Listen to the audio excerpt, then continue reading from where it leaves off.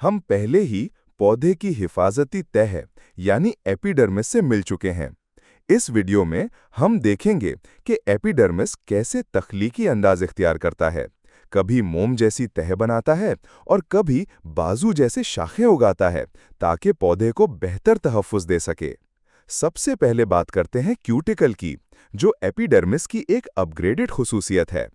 पत्तों और तनों जैसे हवाई हिस्सों में एपिडर्मल खलिए एक मोमी केमिकल क्यूटिन खारिज करते हैं, जो एक हिफाजती तह बनाता है जिसे क्यूटिकल कहते हैं।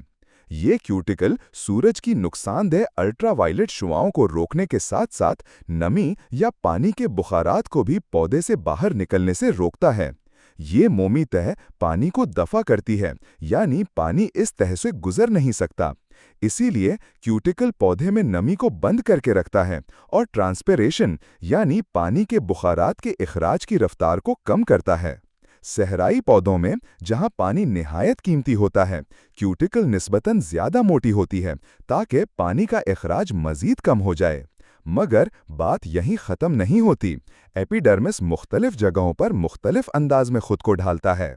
मिसाल के तौर पर जड़ों में एपिडर्मल खलिए लंबी उंगली जैसी साख्तें बनाते हैं, जिन्हें रूट हेयर्स कहा जाता है।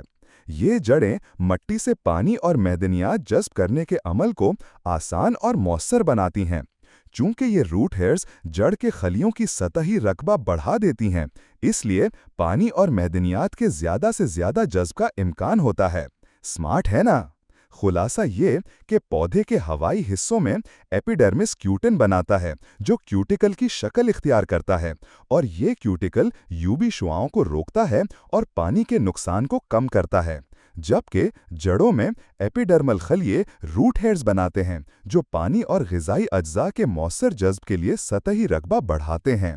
एपिडर्मिस पौधे को न सिर्फ महफूज रखता है, बल्कि उसकी नशोनुमा में भी मदद देता है।